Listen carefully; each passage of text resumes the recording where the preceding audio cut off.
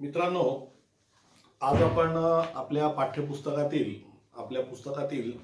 1.2 हा लेसन जो आहे ज्याचं नाव आहे an encounter of a special kind. धड्याचं नाव काय? An encounter of a special kind. Encounter म्हणजे काय?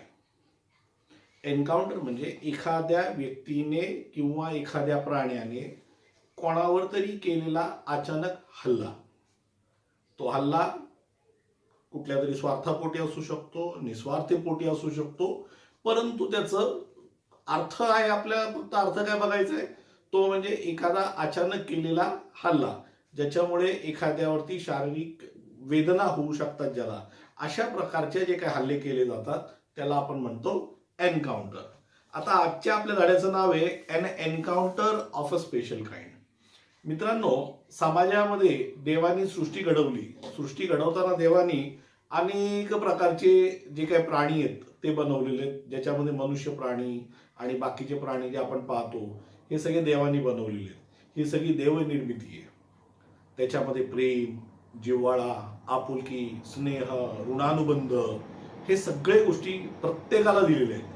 आज आपण आपल्या आईचं, आपलं जसं एकमेकांवरती प्रेम आहे, आपल्या वडिलांचं आपल्यावरती, आपल्या वडिलांवरती, जे एक अनकंडिशनल लव्ह म्हणतो आपण त्याला. आपली आई आपल्यावरती जे प्रेम करते, आपले वडील आपल्यावरती जे प्रेम करतात, आपण त्यांच्यावरती जे प्रेम करतो, आपले भाऊ बहीण, आपले सिबलिंग्स जे आपल्यावरती प्रेम करतात, त्याला कुठल्या प्रकारची कंडिशन नाहीये, कुठली अट आहे का? आपण त्यांना म्हणतो का की तू माझ्यासाठी आज हे बनवलं तरच मी तुझ्यावरती प्रेम करतो? आपण आपल्या आईला कधी असं म्हणतो का? नाही. आईने आपल्या आवडीची भाजी नाही केली किंवा आपल्या आवडीचं काही नाही बनवलं की आपण तिच्याशी भांडतो, ती गोष्ट वेगळी. परंतु आपण त्याच्यासाठी वाद घालत नाही किंवा आपण त्याच्यासाठी भांडण हा प्रकार करत नाही. का करत नाही? कारण आपला जो प्रेम आहे, आपला जो जिव्हाळा आहे, तो जिव्हाळा अनकंडिशनल आहे. आपलं जे आईचं आपल्यावरती जो जिव्हाळा आहे, प्रेम आहे, आपुलकी आहे, हे अनकंडिशनल आहे. एका ठिकाणी ऐकण्यात आलं होतं की एक मुलगा उन्हात खेळत असतो आणि तो उन्हात खेळत असताना त्याची आई त्याला रागवते. आणि आई त्याला काय म्हणून रागवते की त्याला असं नाही म्हणत उन्हात नको खेळू. मग आई आहे ना, तिची समजून सांगण्याच्या पद्धती वेगवेगळ्या आहेत. मग आई त्या मुलाला काय म्हणते, इथं सावलीत मर. आता मर हा जो शब्द आई वापरते, या मर या शब्दामध्ये त्याचा प्रत्यक्ष अर्थ नसून त्याच्यामध्ये प्रेम आहे, जिव्हाळा आहे, आपुलकी आहे, स्नेह आहे. म्हणजे तिला फक्त आपल्या बाळाला हे म्हणायचं असतं की बाळा, तू उन्हात खेळतोयस, तुला त्रास होईल, त्यापेक्षा तू काय कर, इथं सावलीत ये आणि सावलीत बस, सावलीत खेळ. पण ती तिचं प्रेम जे आहे ती कसं व्यक्त करते, तर ती आपल्या बाळाला काय म्हणते, सावलीत मर, सावलीत मर म्हणते. पण तिचा कधीही उद्देश हा नसतो की माझ्या मुलांनी मरावं. कुठलीही आई, कुठलेही वडील, कुठलेही पालक असा कधीच विचार करणार नाही की माझ्या अपत्याला कुठल्याही प्रकारच्या वेदना होतील. आपण मेसेजेस वाचतो, मेसेजेसमध्ये एक खूप सुंदर मेसेज अब्दुल कलामांच्या शब्दकोशातून आलेला किंवा त्यांच्या ज्ञानातून आलेला आपल्याला ऐकायला मिळतं की वाढदिवस म्हणजे काय, किंवा तुमचा जन्मदिवस, तुमचा ज्या दिवशी जन्म झाला त्याच्याबद्दल तुम्ही काय सांगू शकाल किंवा त्याला तुम्ही कसं डिस्क्राईब करू शकाल. तर त्यांनी खूप सुंदर शब्दात सांगितलंय, the only day in your life when you cried and your mother's mind. म्हणजे आपल्या आयुष्यामधला फक्त तो एकमेव क्षण असा असतो की जेव्हा आपण रडत असतो, पण आपली आई मात्र आपल्या जन्माच्या आनंदामुळे हसत असते. पण आपण मात्र सृष्टी पहिल्यांदा बघत असतो, आपण रडत असतो, पण आपली आई मात्र काय करत असते, हसत असते. जीवनातला एकमेव ती अशी घटना आहे किंवा एकमेव तो असा क्षण आहे ज्या वेळेला एक आई हसत असते, ज्या वेळेला एक बाळ रडत असतं. नाहीतर आपल्या जीवनामध्ये असा कुठलाही क्षण आपल्याला सापडणार नाही की जेव्हा आपण कुठेतरी त्रासात आहोत, वेदनेत आहोत, परेशानीमध्ये आहोत आणि त्यावेळेला आपली आई किंवा आपले वडील त्या गोष्टीचा त्यांना आनंद होईल. अजिबात नाही. त्यांना नेहमी आपल्या त्रासात, ते नेहमी त्रासातच राहणार आहेत. म्हणून त्याला तसं वर्णन केलेलं आहे. आता जसं आपल्या आईचं मी सांगितल्याप्रमाणे आपल्या आई वडिलांचं आपल्यावरती प्रेम, जिव्हाळा, आपुलकी असतं, तसंच प्राण्यांचं पण आहे.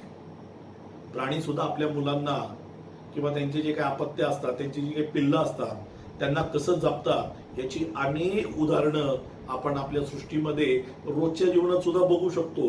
पण आपण फक्त ते ऑब्झर्व नाही करत. आपल्याकडे तेवढा वेळ नाहीये, आपली तेवढी इच्छा नसते, आपण आपल्या मस्तीतच गुंग असतो, पण आपण ते ऑब्झर्व करत नाही. परंतु प्राणी सुद्धा आपल्या मुलांची, आपल्या अपत्यांची तेवढीच काळजी घेतात जेवढी काळजी आपले आई वडील आपली घेत असतात.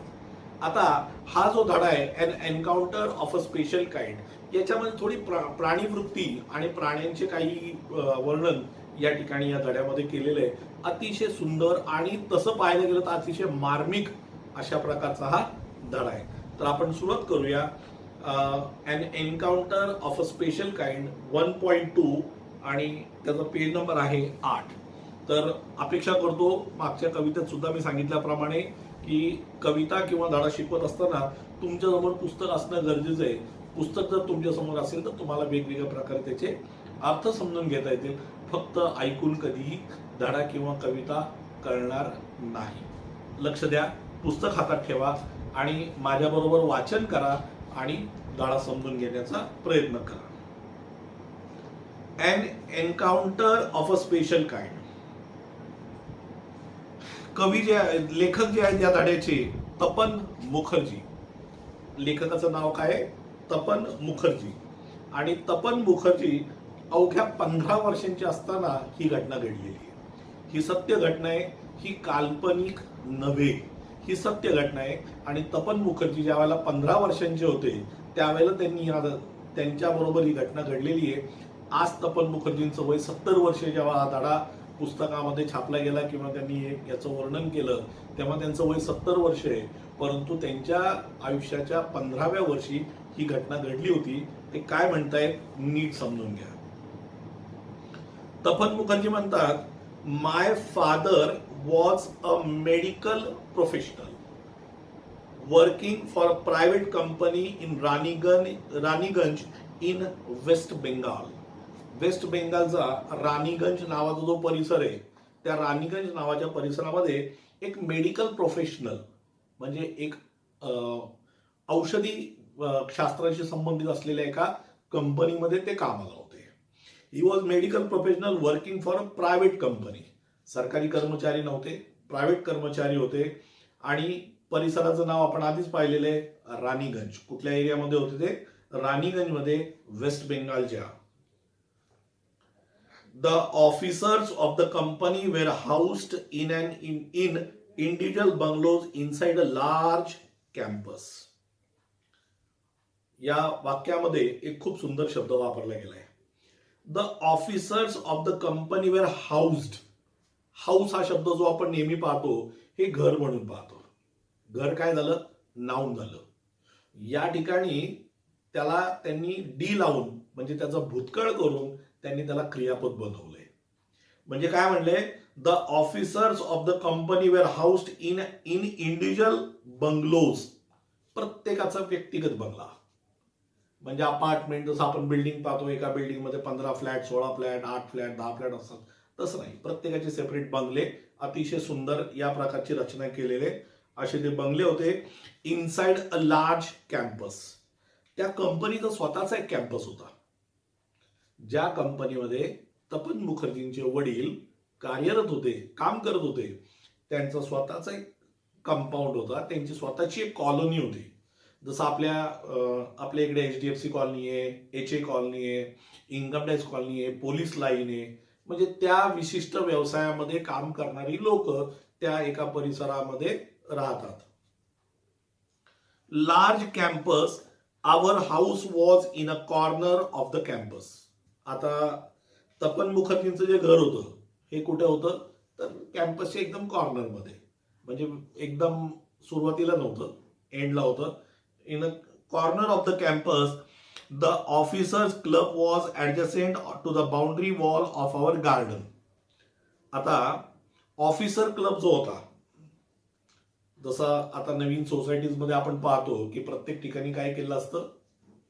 Club house, gym, swimming tank या सगळ्या फॅसिलिटीज दिलेल्या असतात. जे प्रायव्हेट कॅम्पस असतात त्यांना तर ते तर कंपल्सरीली या गोष्टी फॉलो करतात. त्यांचा प्रयत्न असा असतो की या कॅम्पसमधल्या लोकांना कुठल्याही गोष्टीसाठी बाहेर जाण्याची आवश्यकता भासू नये आणि त्यांना सुखसुविधा सगळ्या प्रकारच्या या एका कॅम्पसमध्ये प्रॉपरली व्यवस्थित पद्धतीने चांगल्या दर्जाची मिळावी हा त्यांचा प्रयत्न असतो. The officers club was adjacent. आता ऍडजसेंट हा शब्द तुम्हाला जॉमेट्रीमध्ये पाहायला मिळतो, जॉमेट्रिकल वर्ड येतो. Adjacent to the boundary wall of our garden. यांचा जो घराचा कॅम्पस होता, यांचा जो घराचा जो काही बाउंड्री होती, घराचा जो काही अंगण म्हणू आपण, बॅकयार्ड म्हणू, त्याला जोडूनच ते होतं.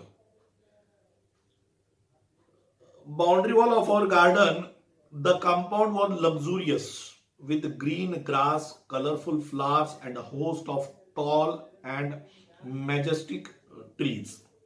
आता अजून काय म्हणले, the compound was luxurious. Luxurious आरामदायी, कुठल्याही प्रकारचा त्रास नाही अशा प्रकारचं, म्हणजे अतिशय लक्झुरियस होतं. विथ ग्रीन ग्रास, हिरव्या रंगाचं ग्रास, व्यवस्थित सगळ्या फॅसिलिटीज, कलरफुल फ्लावर्स.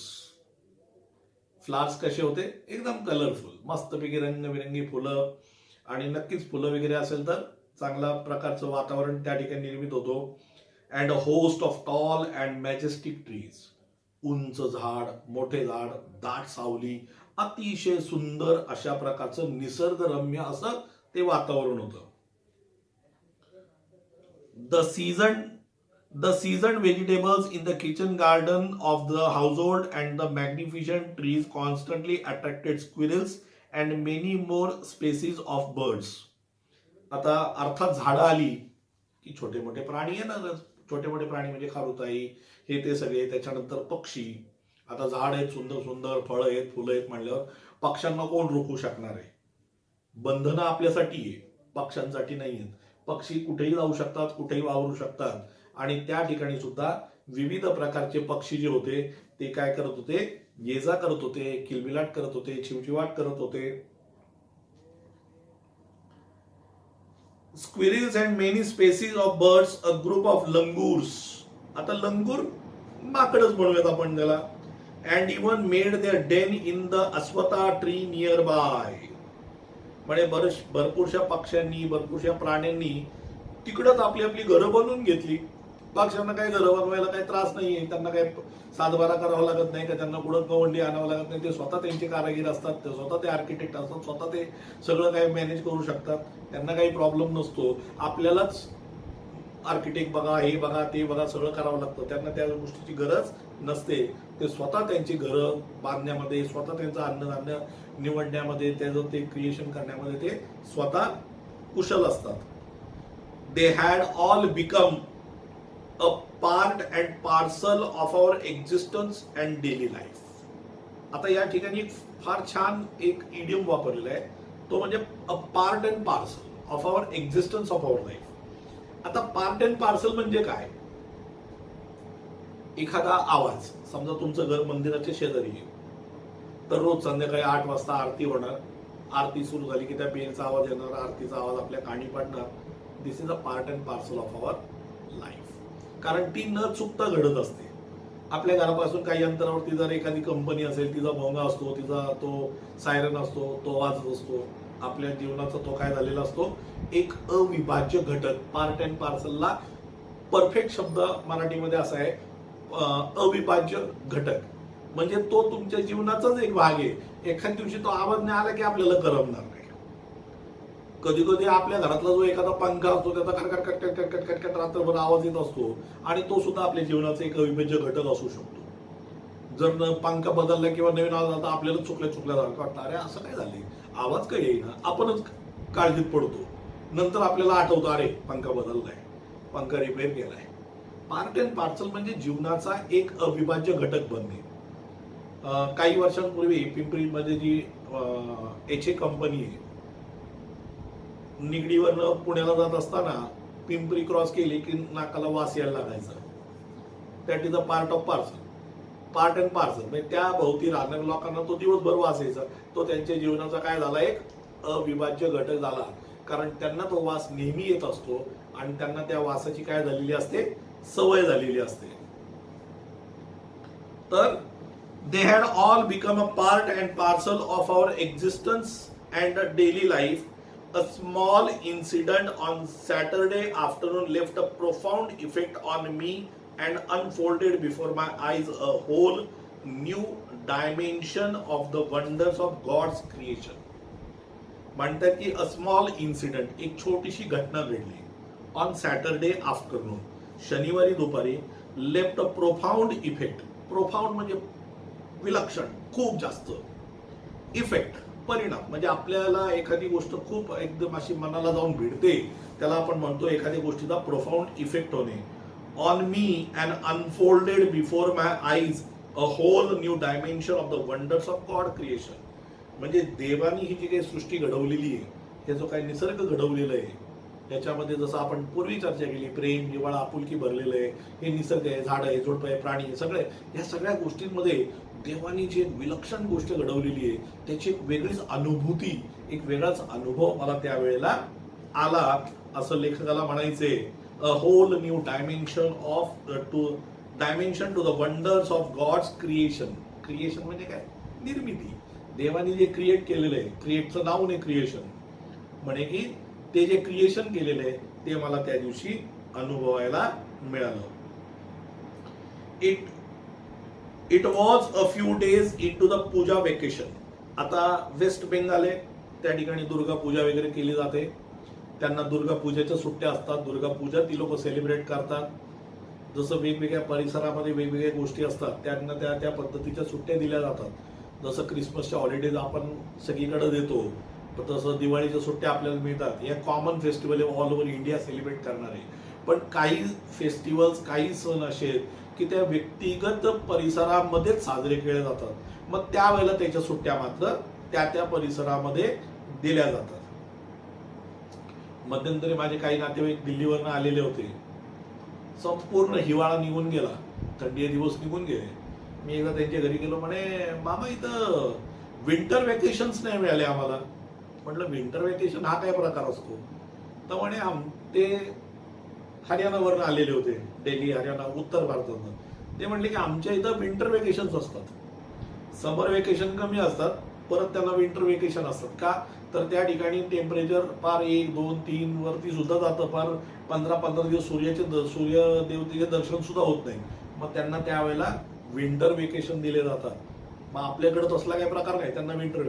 म्हटलं तुम्हाला या पूर्ण दिवसांमध्ये कधीतरी तुम्हाला असं जाणवलं का की अप्रतिम थंडी पडलेली आहे पुण्यामध्ये? म्हणे नाही. म्हटलं मग विंटर वेकेशन कशाला पाहिजे?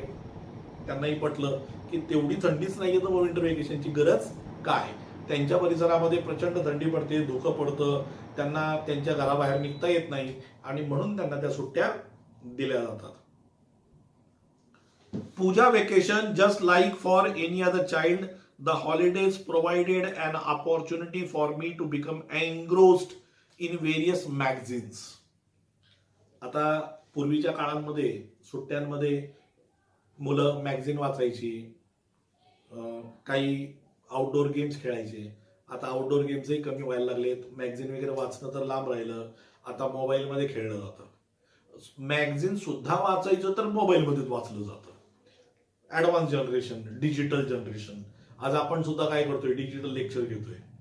मग ह्या डिजिटलायझेशनमुळे काय झालंय आता, तर आधी जे मासिकं वाचली जात होती किंवा काही कॉमिक्स वाचले जात होते, काही असे पुस्तकं वाचली जात होती, त्याच्यामध्ये एंग्रोस्ड होणे म्हणजे तल्लीन होणे, मग्न होऊन जाणे. म्हणजे कुठल्याही प्रकारचं जगाचं भान न ठेवता मस्तपैकी एकदम तल्लीन होऊन जायचं आणि ते पुस्तक एकदम त्याच्यात रमून जाऊन वाचत बसायचं. Opportunity for me to become engrossed in various magazines and story books published specially for children in the festive season. म्हणे की स्पेशली लहान मुलांसाठी ती पुस्तकं काय केली जात होती? पब्लिश केली जात होती. ती त्यांच्यासाठीच बनवली जात होती की मुलांना आता सुट्ट्या लागतील, सुट्ट्या लागल्या की लोकांना पुस्तकं वाचायची असतील, तर त्यांच्यासाठी ते पुस्तकं तयार केली जात होती. तर लेखक तपन मुखर्जी म्हणतात की पूजा वेकेशन मध्ये त्या सॅटरडे आफ्टरनूनला मी काय करत होतो, तर मी पुस्तक वाचत होतो. I was reading book after a hearty lunch. आता हार्टी लंच कशाला म्हणायचं? मनसोक्त जेवण. मनसोक्त जेवायचं, फार पोट भरेपर्यंत मस्त तुडुंब जेवायचं, मन शांती मिळत नाही तोपर्यंत जेवायचं, व्यवस्थित जेवायचं. After a hearty lunch my parents and my younger sisters lay down for an afternoon nap and I settled down with a story book. म्हणतात की दुपारी मनसोक्त जेवण झाल्यानंतर माझे पॅरेंट्स म्हणजे आई वडील, समजा त्याच्या घरात कोणी आजी आजोबा जरी असतील तर त्यांना पॅरेंट्स मध्येच मोजलं जातं. अँड माय यंगर सिस्टर्स आणि त्याच्या लहान बहिणी lay down for an afternoon nap. दुपारी जेवण करायचं आणि मस्तपैकी काय करायचं, झोप काढायची. And I settle down with a story book. म्हणजे की सगळे दुपारी म्हणजे आपण झोपले ते सगळे आणि मी मात्र काय करत होतो, मी पुस्तक वाचत होतो. I settled down with a story book. The quiet afternoon presented the perfect backdrop for reading and adventure story. आता हे कॅम्पस जे असतात कंपन्यांचे, भयान शांतता, कारण इथं गाड्यांची वर्दळ नसते, हॉर्नची वर्दळ आवाज नसतात, त्याच्यानंतर लोकांचा आरडाओरडा नसतो, सेपरेट बंगलो असतात, त्यामुळे भरपूरची शांतता त्यांना त्या ठिकाणी मिळत असते. तर म्हणतात की ती जी शांतता होती, मी ॲडव्हेंचर स्टोरी वाचत होतो, तर त्याच्यासाठी एक चांगला बॅकड्रॉप म्हणजे थोडक्यात एक चांगला बॅकग्राऊंड तयार झालेला होता. म्हणजे कुठल्याही प्रकारे मला माझ्या वाचनामध्ये अडथळा येत नव्हता. Adventure story. The silence was occasionally broken by the sound of my family snoring, the intermittent chirping of the house sparrows, the harsh cawing of the crow, the shrill call of the kite flying high above the ground. म्हणतात की अधूनमधून पक्ष्यांचा आवाज किंवा बाहेर काही जे पक्षी उडत आहेत किंवा कुत्रा असेल एखादं ते भुंकत असेल, वेगवेगळ्या प्रकारचे आवाज प्राण्यांचे, त्यांना तुम्ही रोखू शकत नाही ना. आणि विशेष म्हणजे घरच्यांच्या गोरण्याचा आवाज, म्हणजे घरचे मस्तपैकी जेवण करून इतके मस्त तल्लीन होऊन मस्त झोपलेले होते की त्यांचं मस्तपैकी गोरायलाच लागले ते डायरेक्टली. म्हणजे त्यांच्या त्या गोरण्याचा आवाज आणि पक्ष्यांचा आवाज मध्ये मध्ये थोडासा अडथळा घालत होते किंवा डिस्टर्बन्स क्रिएट करत होते.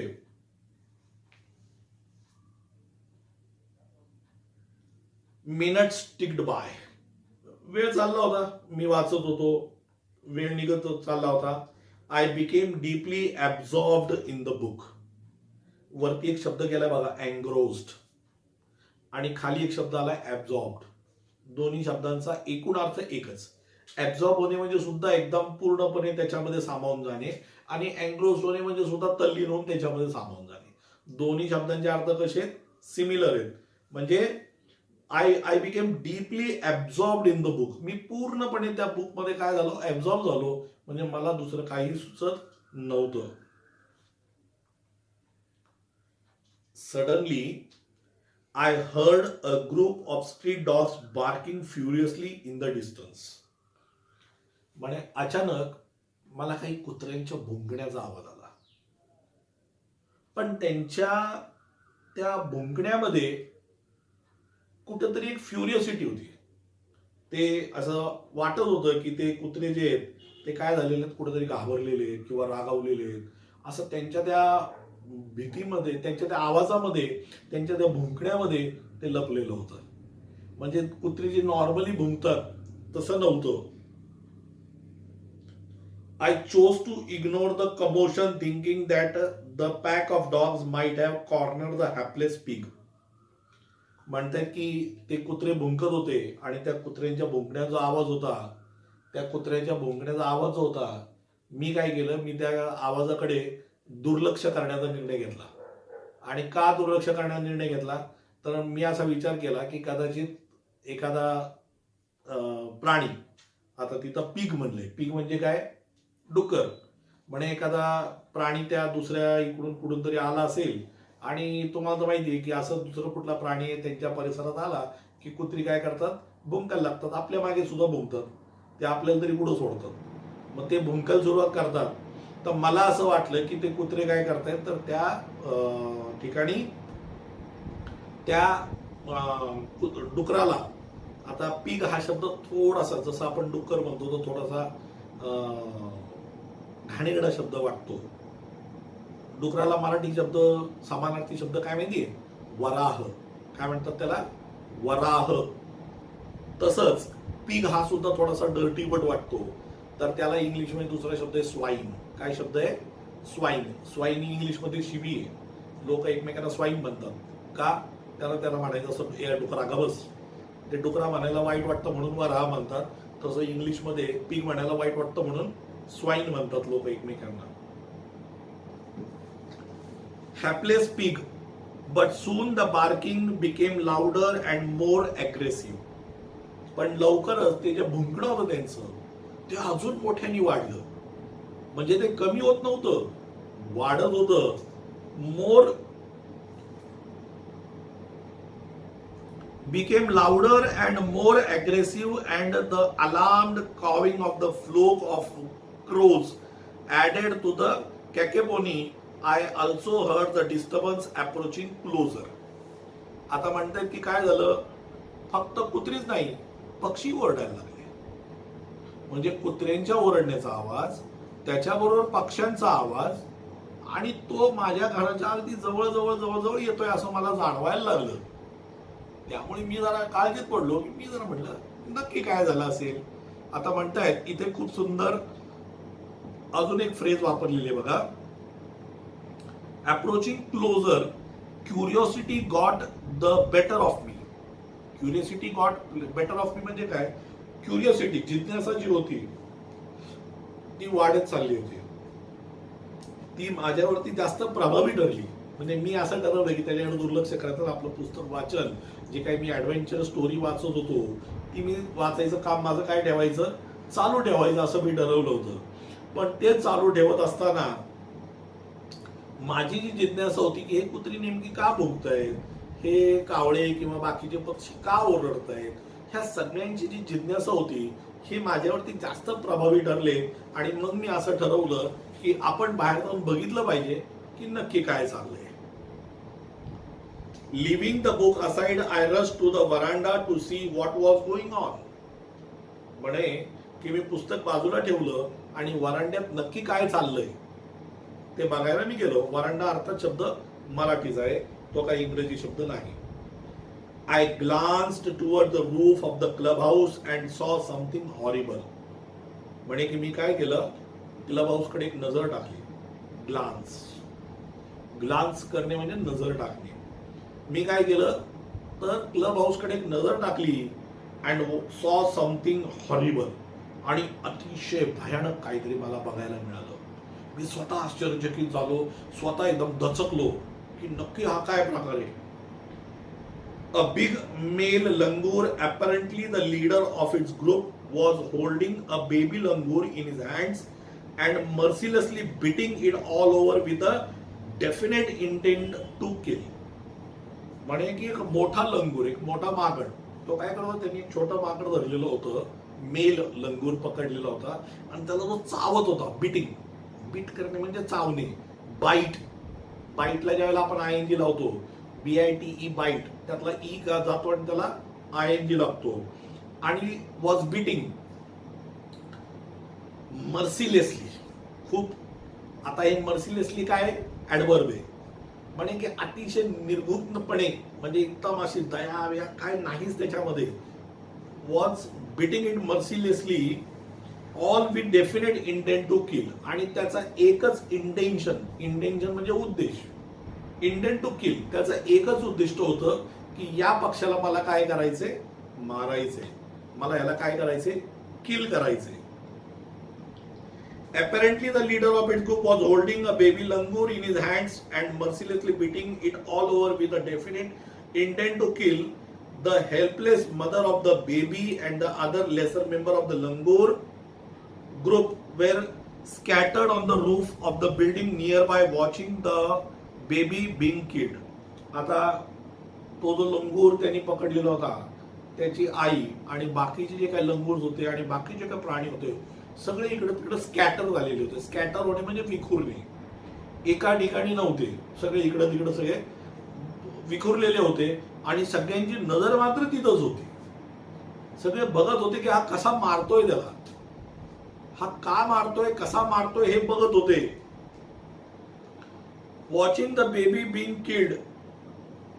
किल्ड कुठले रचना ही पॅसिव्ह व्हॉइसची रचना आहे. I recall the terrible custom in the animal clan.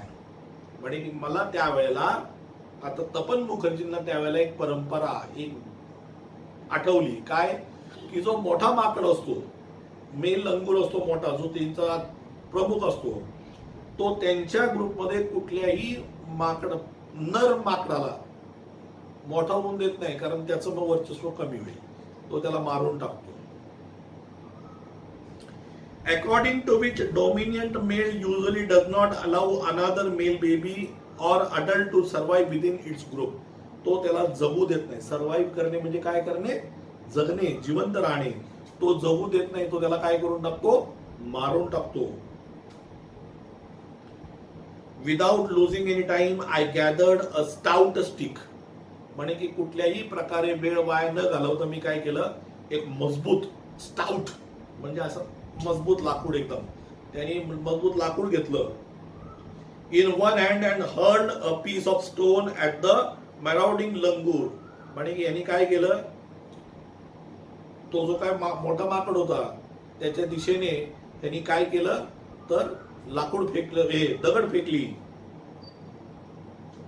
The langur was so infuriated at that it hardly took any notice of my assault.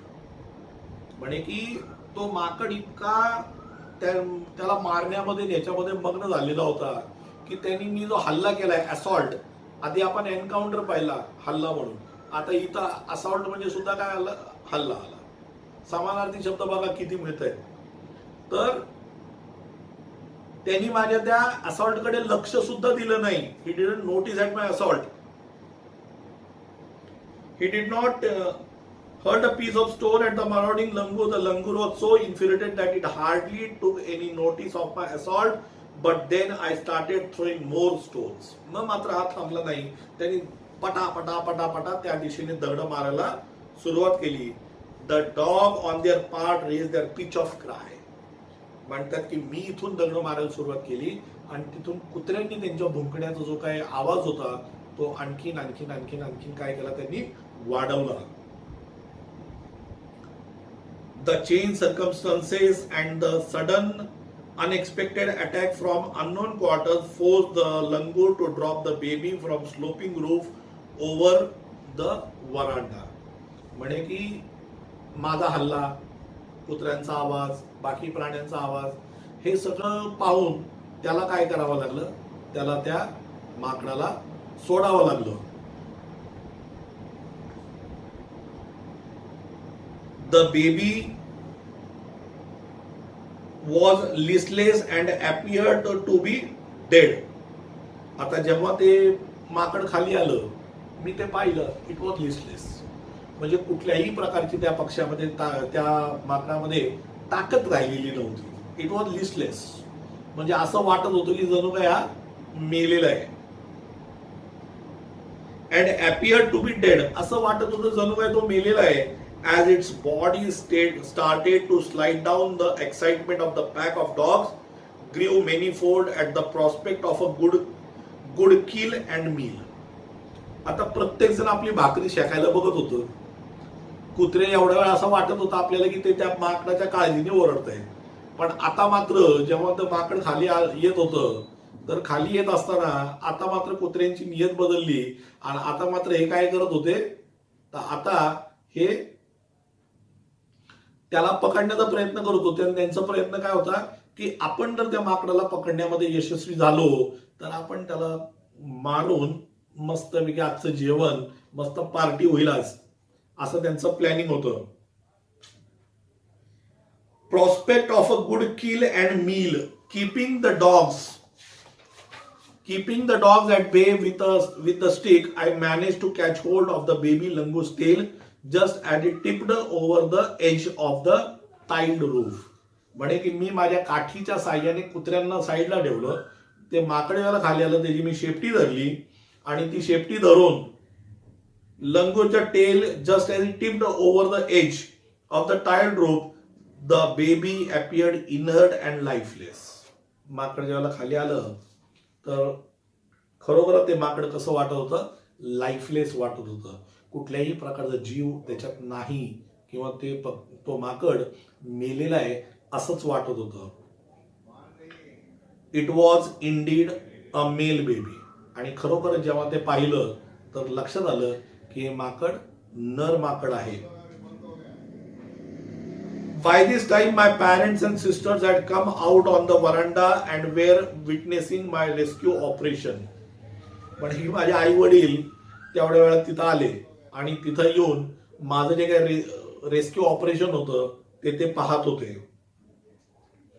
Some of our neighbors had also gathered in the distance. माझे काही आजूबाजूची लोक ते सुद्धा काही अंतरावरनं हा सगळा प्रकार, ही सगळी घटना ते सगळे सुद्धा काय करत होते?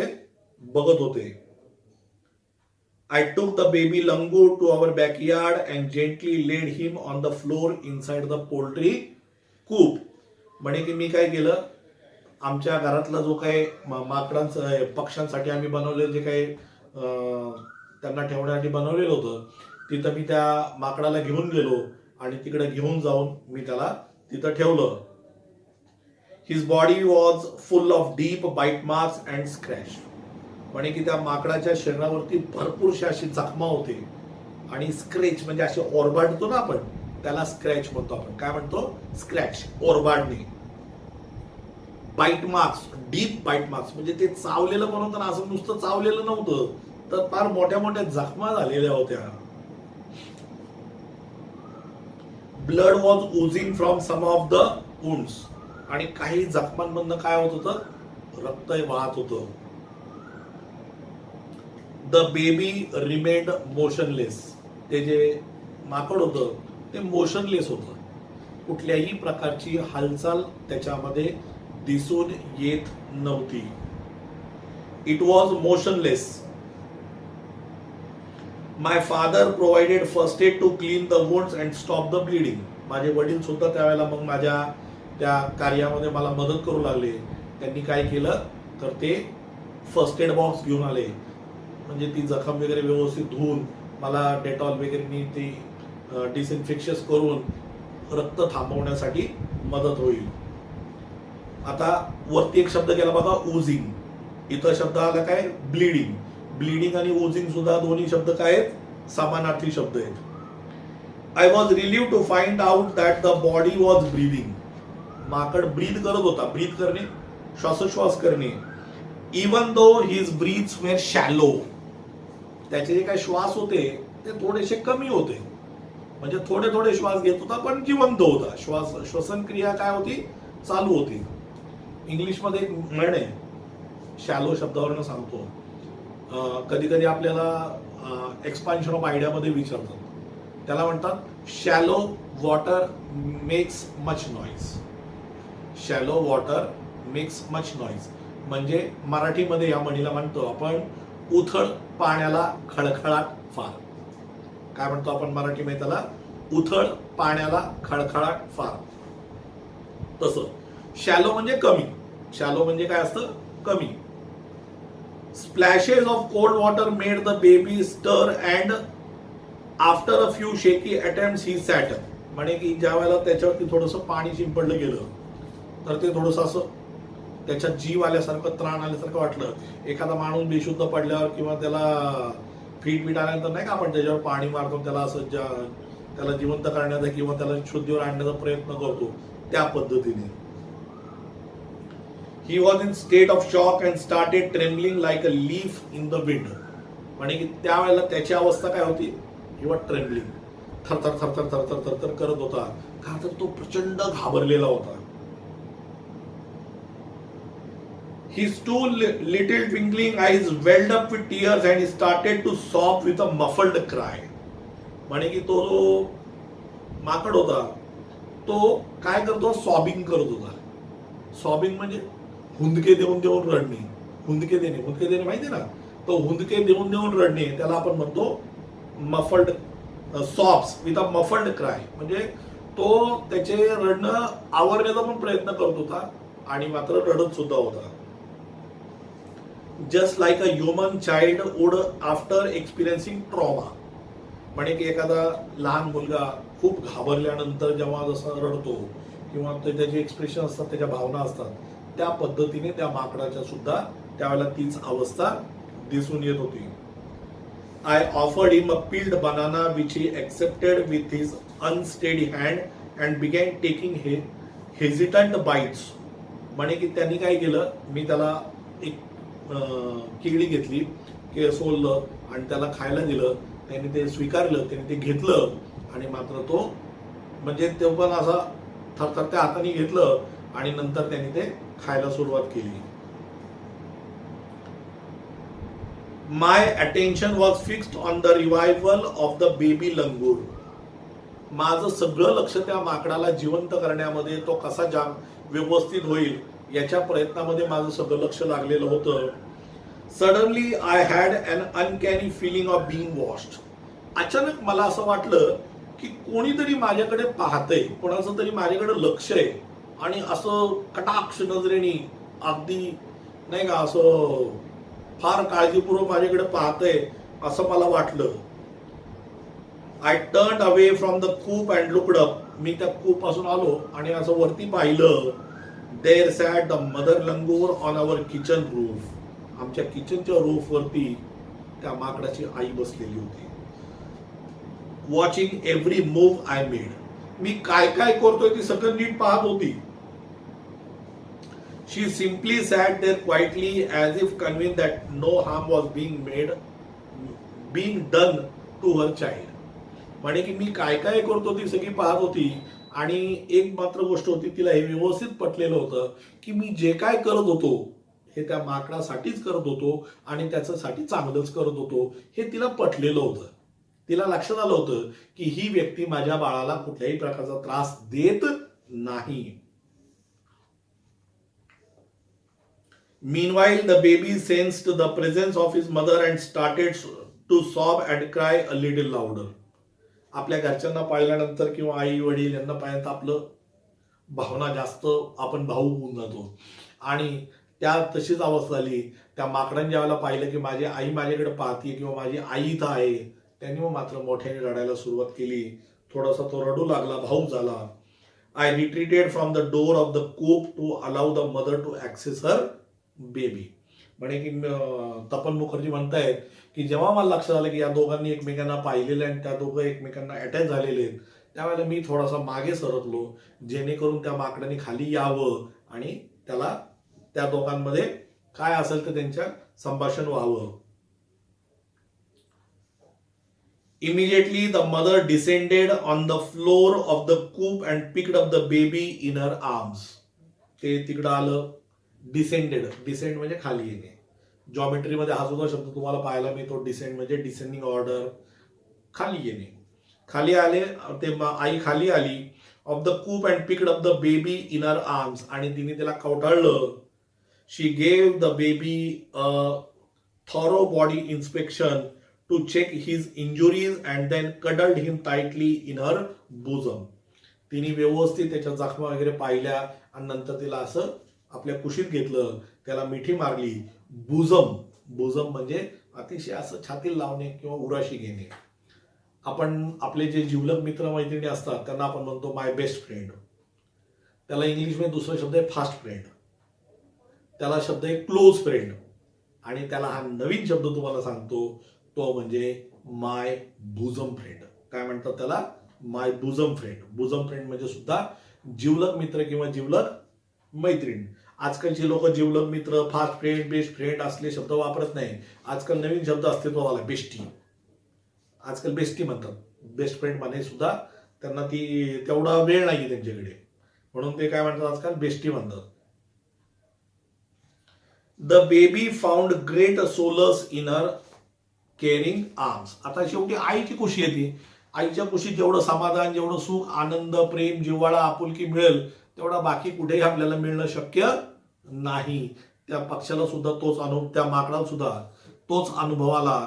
The mother sat still with the baby in her lap for a few minutes. Lap म्हणजे मांडी. लॅप कशाला म्हणतात? मांडीवरती. तर तिने त्या माकडाला मांडीवरती घेतलं. काही क्षण तिथंच ती बसून राहिली. It was almost as if she was pondering over her options and trying to figure out how she could keep the baby safe from further assault. इथे खूप सुंदर शब्द आलाय, पॉन्डर. पॉन्डर करणे म्हणजे विचार करणे. ती एकदम खोल असा विचार करत होती की मी कुठून पळू, मी कशी जाऊ आणि मी माझ्या बाळाला, माझ्या या माकडाला मी सेफ कसं ठेवू शकेन याचे ते ऑप्शन्स वर्कआउट करत होती की यापुढे परत त्या मोठ्या माकडाने याच्यावरती हल्ला करू नये याचे ऑप्शन्स ती वर्कआउट करण्याचा प्रयत्न करत होती. For a few seconds the mother langur look straight into my eyes. काही क्षणांसाठी ती जी काय आई होती ती माझ्या डोळ्यांकडे बघत होती. Even today I can not forget that look in her I showering silent gratitude on me for saving her child. म्हणे की त्या आईची ती जी नजर होती, म्हणे की मला आजही आठवतंय. म्हणजे त्या घटनेला आज 55 वर्ष झाली, पण आज 55 वर्षानंतर सुद्धा म्हणे मला त्या आईच्या नजरेमध्ये असं वाटत होतं की ती मला काय करतेय, त्या बाळाला वाचवण्याबद्दलची कृतज्ञता व्यक्त करत आहे. आणि ती जी कृतज्ञता व्यक्त करण्याची पद्धत किंवा ती कृतज्ञता मी आजही विसरू शकत नाही. I was ओव्हरवेल्म्ड. मी काय झालो? ओव्हन झालो. मी एकदम भावुक झालो. By the emotion, the sentiment and the way she said thanks to me. आणि ज्या पद्धतीने, ज्या भावनेनी ती मला थँक्स म्हणली ते मी कधीही विसरू शकत नाही. There sat a universal mother holding a stricken child in her lap. म्हणे की ती एक आई होती. म्हणजे ती व्याख्या फक्त एकाच शब्दामध्ये आई. ते जे धन्यवाद होतं, ते जे कृतज्ञता होती ती एकाच शब्दामध्ये सांगितली जाऊ शकते. ती एका आईनी व्यक्त केलेली कृतज्ञता होती. आणि ती कृतज्ञता प्रत्येक आईमध्ये असते. ती भावना, ते विचार, ते जिव्हाळा, तो प्रेम, ती आपुलकी ही प्रत्येक आईमध्ये आपल्याला पाहायला मिळते. आणि ती त्या माकडाच्या आईमध्ये त्यावेळेला मला पाहायला मिळाली. देन इन अ फ्लॅश, आणि नंतर एका क्षणार्धातच she jumped with her baby clinging to her belly and reach our kitchen roof. म्हणजे नंतर तिने काय केलं, आपल्या उराशी त्या माकडाला बांधलं आणि ती तिथून निघून गेली. शी सर्वेड द एरिया. तिने काय केलं, पूर्ण एरिया व्यवस्थित सर्वे केला. फॉर द विशियस मेल लंगूर. तो जो काय विकेड, तो दुष्ट जो माकड होता मोठा, जो त्यांना मारण्याचा प्रयत्न करत होता, त्याच्यासाठी ती पाहत होती. And then left away. Leap असा एक शब्द इंग्लिश मध्ये. लीप म्हणजे उड्या मारणे, लेफ्ट म्हणजे उड्या मारल्या. आणि उड्या मारत left away in the direction opposite to the place of the violent encounter. म्हणजे तो जो माकड होता ज्यांनी त्याला धरलेलं होतं त्याच्या अपोजिट डायरेक्शन मध्ये आपल्या बाळाला घेऊन निघून गेली. The brief meeting with the mother and the baby langur convinced me that the interspecies communication and mutual trust is indeed a reality and should anyone strike the right chord. म्हणतात की त्यावेळेला मला मनुष्य आणि प्राणी किंवा दोन वेगवेगळ्या प्रकारचे प्राणी यांच्यातला जो एक अटॅचमेंट असते किंवा एक ऋणानुबंध असतात ते मला त्या दिवशी जाणवले. बरीच लोक आपल्या घरामध्ये पाळीव प्राणी असतात, मांजर असते, कुत्रा असतं, ते आपल्या घरात ठेवतात. त्यांचे भरपूरशे ऋणानुबंध त्यांच्याबरोबर जुळलेले असतात. भावनिक एक अटॅचमेंट त्यावेळेला जुळलेली असते. आणि ही जी काही भावनिक अटॅचमेंट असते ही फक्त ते योग्य मार्ग सापडला पाहिजे किंवा ती राईट कॉर्ड म्हणतो आपण, म्हणजे योग्य प्रकारे ते झालं पाहिजे आणि ते ऋणानुबंध काय होतात, जुळून जातात. Strike the right chord, the relationship hums into action. म्हणतात की ज्या वेळेला दोन लोकांमध्ये एक व्यवस्थित ऋणानुबंध तयार होतात म्हणजे त्यावेळेला एक चांगल्या संबंधांची स्थापना होते किंवा चांगले संबंध हे प्रस्थापित केले जातात. The mother langur showed me that food was not the only means of communication between man and animal. म्हणे की फक्त अन्न खाणे प्राण्यांना मारून खाणे किंवा या प्रकारचे कुठलेही संबंध फक्त प्राणी आणि मनुष्य याच्यामध्ये नाहीये. तर मनुष्य आणि प्राणीमध्ये बाकीचे संबंध किंवा बाकीचे ऋणानुबंध सुद्धा असू शकतात. बट देअर वेअर अनादर means of establishing a bond through trust, compassion and mutual understanding. म्हणजे की त्याच्यामध्ये एक ट्रस्ट असू शकतो. ट्रस्ट म्हणजे विश्वास. आपण म्हणतो ना कुत्रा एक फार वफादार प्राणी आहे, तसं ट्रस्ट, कंपॅशन, कंपॅशन म्हणजे जिव्हाळा, अँड म्युच्युअल अंडरस्टँडिंग आणि परस्परांमध्ये असलेलं एक अंडरस्टँडिंग. अंडरस्टँडिंग म्हणजे थोडक्यात समजूतदारपणा. 45 years have passed. त्या घटनेला आज 55 years have passed since that day. म्हणजे त्या घटनेला 55 वर्ष आले. किती वर्ष आले त्या घटनेला? 55 वर्ष. Since that day I am now 70 years old. तपन मुखर्जी 70 वर्षांचे झालेत. But I still fondly remember that encounter of a special kind. म्हणे की आज त्या घटनेला 55 वर्ष जरी झालेली असेल तरी अतिशय चांगल्या पद्धतीने मला ती सगळी घटना अतिशय व्यवस्थित आठवते. आणि ती आठवणे, इथे एक शब्द आहे बघा, फॉन्डली. काही गोष्टी आपल्याला नाईलाजास्तव आठवतात. काही दुःखदायक घटना किंवा काही वाईट गोष्टी आपल्या जीवनामध्ये असतात, त्या आपल्याला आठवण्याची इच्छा नसते पण आठवत असतात. परंतु ही घटना तो म्हणे मी आवडीने लक्षात ठेवलेली आहे आणि मला ती लक्षात आहे आणि मी ही कधीही माझ्या जीवनामध्ये विसरू शकणार नाही, अशा प्रकारची ही घटना आहे. आणि म्हणून म्हणले and encounter of a special kind, की ज्या वेळेला एक एन्काउंटर झाला होता आणि तो एन्काउंटर कसा होता, एक स्पेशल प्रकारचा होता. ठीक आहे. धन्यवाद मित्रांनो.